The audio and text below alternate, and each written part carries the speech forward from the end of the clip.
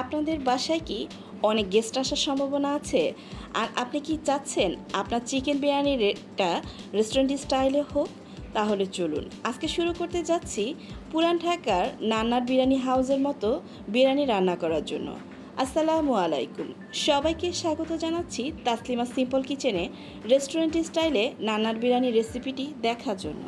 এই রেসিপিতে পোলাও আর মুরগিটা আলাদা করে রান্না করা হয়, আর স্পেশাল চিকেন রান্নাটার উপরে ডিপেন্ড করে আপনার মোরগ পোলাও রান্নাটা কতটা টেস্টি হবে। আর আপনি যদি A to Z আমার এই রান্নাটি ফলো করেন, আপনিও বাসায় বসে হোটেল স্টাইলের এই মোরগ পোলাও রেসিপিটি স্বাস্থ্যসম্মত উপায়ে রান্না করতে পারবেন।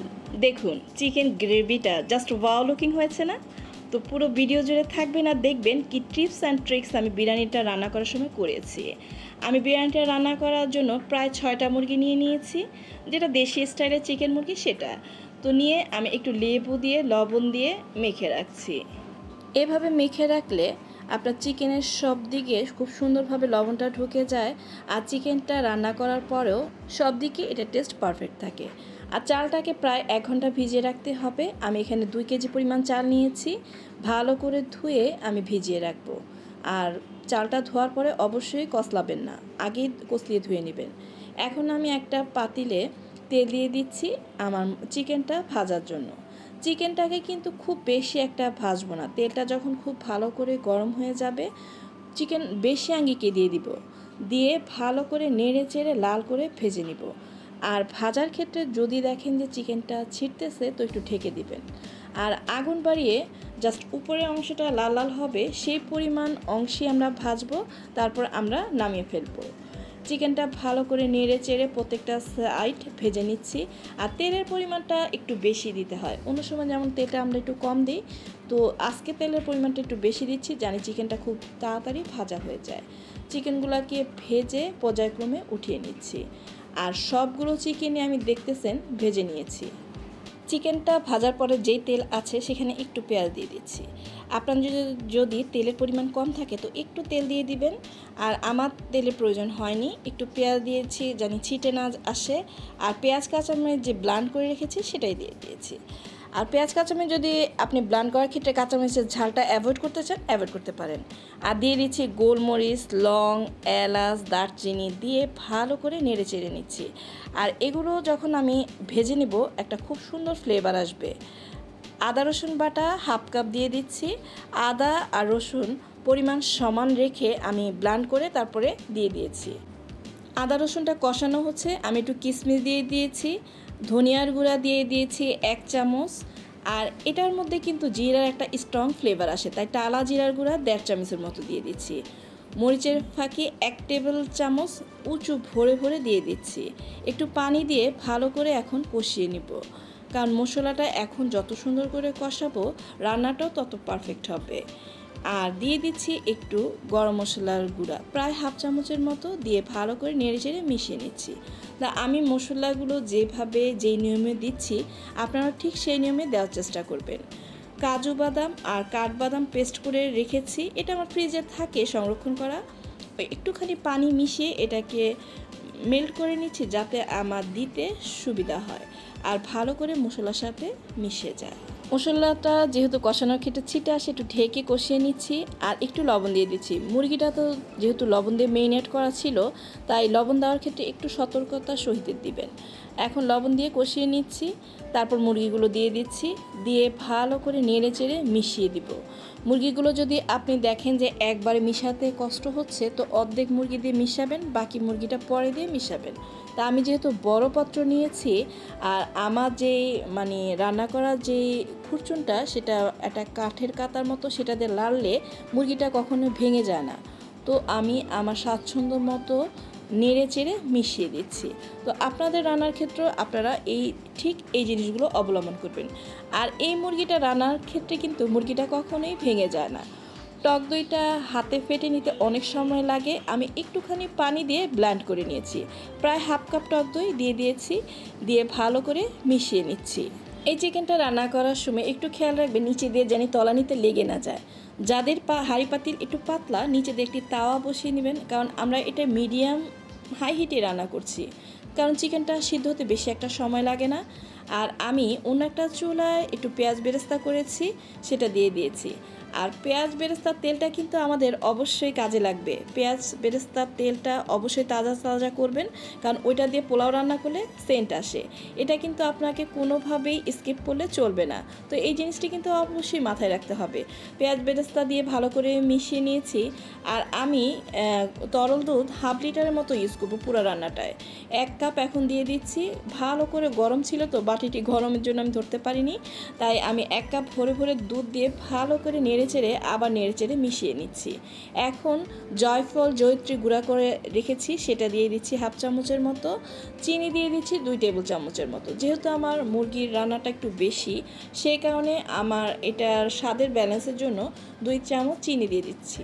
আর এই রান্নাটা সবসময় দেখবেন হোটেলের রান্নাটা বিশেষ করে একটু মিষ্টি মিষ্টি লাগে। আমাদের রান্নাটা ঝালও হবে না, মিষ্টিও হবে না। আমি আমার হাতের কাছে কেওড়া জল ছিল, সেটা 2 চামচ দিয়ে দিচ্ছি। আপনারা যদি গোলাপ জল থাকে 1 চামচ গোলাপ জল, 1 চামচ কেওড়া জল দিবেন। দিয়ে আবারও ঢেকে কিছুক্ষণ রান্না করছি। আর এই ফাঁকে আমি গরম দুধের মধ্যে একটু জাফরান দিয়ে কিছু সময়ের জন্য ভিজিয়ে রাখছি। আপনাদের হাতের কাছে যদি জাফরান না থাকে তাহলে আপনারা একটু রং দিয়ে দুধটা মিশিয়ে রাখবেন, কারণ হোটেলের যে পোলাওটা একটু কালারফুল হয় সেটাকে আনার জন্য আমাদের এই টেকনিক অবলম্বন করছি।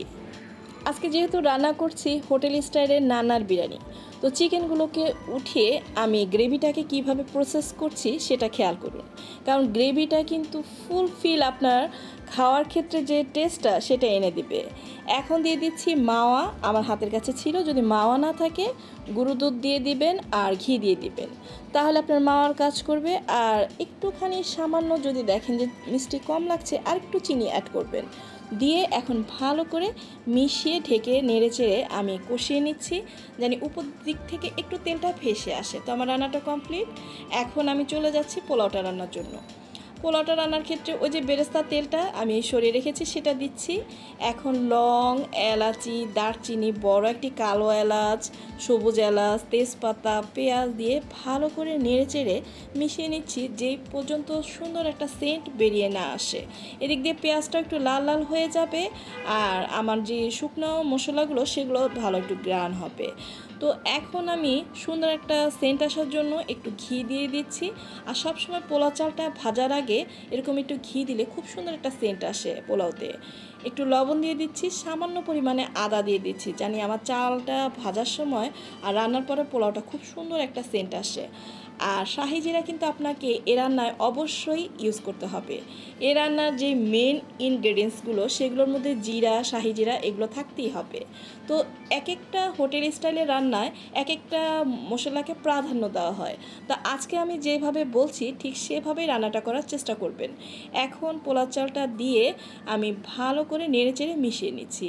চালটা যখন ভিজে গেছিলো আমি একটা স্টেইনারে ঝরা দিয়ে রেখেছিলাম, সেখান থেকে চালটাকে দিয়ে ভালো করে নেড়েচেড়ে মিশিয়ে নিচ্ছি। চালটা কিন্তু অবশ্যই প্রায় 5 থেকে 10 মিনিট ভেজে নেওয়ার চেষ্টা করবেন, কারণ এ পর্যায়ে চালটাকে আমরা যত সুন্দর করে ভাজবো চালটা তত ঝরঝরা হবে। আর হোটেল স্টাইলের এসব রান্নায় কাঁচামরিচটা দেওয়া হয়, এই টাইমে ওরা প্রচুর পরিমাণে গুঁড়া দুধ ইউজ করে। তা আজকে আমি গরু দুধের বদলে লিকুইড দুধ ইউজ করব, যেটা আমার হাতের কাছে অ্যাভেলেবেল সেটাই আমি আজকে দিয়ে দেখাচ্ছি। তো চালটা ভাজলে কি পোলাও চালটা একদম ঝরঝরা হবে, কারণ আমরা রাইসটাকে যেহেতু আলাদা প্রিপেয়ার করব, মুরগিটাকে আলাদা প্রিপেয়ার করছি, তো এক্ষেত্রে এগুলো অবশ্যই মানতে হবে। আর 4 মগ পানি আমি ভরে ভরে দিয়ে দিয়েছি। আর কিন্তু আমি 1 ফোঁটা পানি ইউজ করব না। অন্য একটি চুলায় আমি পানি বসিয়ে রেখেছিলাম।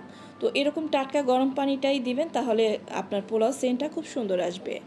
এখন নেড়ে চেড়ে উপর থেকে নিচ করে দিচ্ছি, কারণ উপরের পোলাওগুলো তো শক্ত থাকে। দিয়ে আর কিন্তু আমি পানি দিব না। কিছুক্ষণ পরে আমি যে দুধটা ভিজিয়ে রেখেছিলাম জাফরান দিয়ে, সেই দুধটা অ্যাড করব, নেড়ে চেড়ে মিশিয়ে দেওয়ার পর চালটা আর একটুখানি কেওড়া জল, গোলাপ জল দিব সুন্দর একটা সেন্ট আসার জন্য। হোটেল স্টাইলে রান্নায় আসলে এগুলো ইউজ করা হয়। তো এই জিনিসগুলো ইউজ না করলে আপনি হোটেলে যে সেন্টটা সেটা পাবেন না। দুধটা দিয়ে একটু কেওড়া জল দিয়ে ঢেকে দিচ্ছি। আর গোলাপ জল যদি থাকে তাহলে দুইটাই সম পরিমাণে দিবেন। আর চিকেনগুলো কিন্তু মানে হোটেলে কিন্তু বিছিয়ে দেয় না, কিন্তু আমি একটু সুন্দর সেন্ট আসার জন্য উপর দিয়ে একটু বিছিয়ে দিচ্ছি। আর আমি যে পরবর্তী যেই মশলাগুলো দিচ্ছি সেগুলো আপনাদের সাথে শেয়ার করছি। হোটেলে ওরা কী করে, একটা ডিশের উপরে মানে চিকেনগুলো একটু তেল দিয়ে গ্রেভি দিয়ে ভিজিয়ে ভিজিয়ে রাখে, আর গ্রেভিটা আবার আলাদা একটু রাখে, সেটা দিয়ে অ্যাডজাস্ট করে দেয়। কিন্তু আমরাও সেই স্টাইলে করব। এখন চিকেনগুলো দিয়ে সুন্দর একটা ফ্লেভার আসার জন্য আবার একটু ঘি দিয়ে দিচ্ছি। আমি ঘরোয়া উপায়ে যেহেতু করছি, এভাবে করলে যে কত ফ্লেভারফুল হয় পোলাওটা, এটা আপনি খেতেই বুঝতে পারবেন। আর দিয়ে দিচ্ছি কিছু পেঁয়াজ বেরেস্তা, অফ ক্যামেরা দিয়েছি, সেটা আপনাদের সাথে শেয়ার করতে পারি নাই।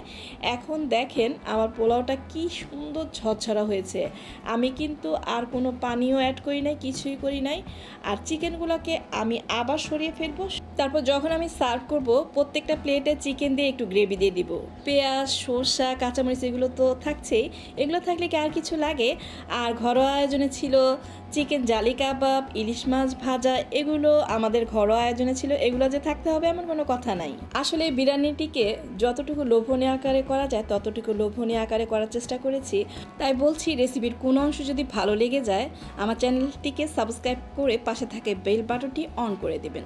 তাহলে পরবর্তী ভিডিও নোটিফিকেশন সবার আগে আপনার কাছে পৌঁছে যাবে। একটি লাইক দিয়ে ফ্রেন্ড অ্যান্ড ফ্যামিলির সাথে শেয়ার করবেন। সবার সুস্থতা কামনা করছি। বিদায় নিচ্ছি। আল্লাহ হাফেজ।